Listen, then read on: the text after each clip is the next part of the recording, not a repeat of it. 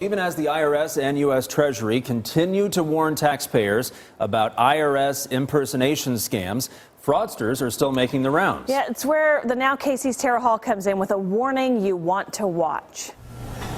704. It's a phone call just about anyone would take seriously.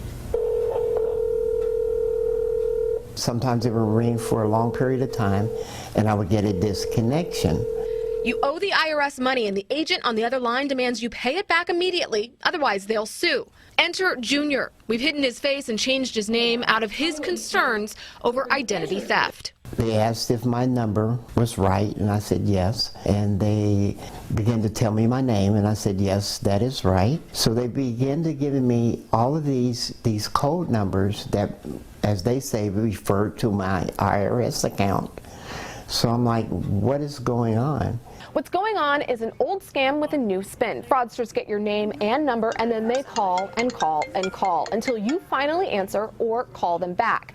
And they sound so legit that hundreds of people across the nation are handing over thousands of dollars to make the harassment stop.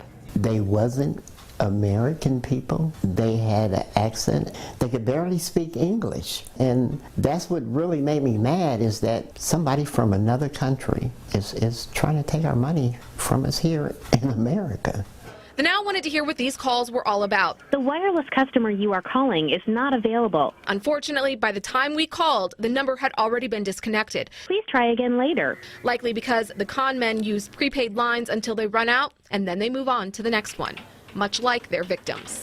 At first it was the elderly. Now they're taking advantage of any and everybody that they can to get a dollar from. All right, so how do you know if it's a scammer on the other end of that phone call? First clue, the IRS will never call you and immediately demand payment over the phone, nor will the agency contact you about taxes that you owe without having first emailed you a letter. All right, so what do you do if you get this call? All right, so first things first, do not give them any information. Immediately hang up. Then what the IRS would like you to do is report these scammers. It's a way for them to be able to keep track of the latest and greatest in all of this scamming. All right, so if you're home and you have your phone with you right now, use a camera. Get this. Right here. Here's your information. You can take a picture right of your TV. That way you have the phone number and you know what to do if you get this phone call, but you've put it on the website in case that was too quick. I put it on the website, and I also put a voicemail of one of our own here at KSHB. Okay. They got this call. This will let you know exactly what they're calling for, and that way you know what to look out for. Such good information. Thank you very much.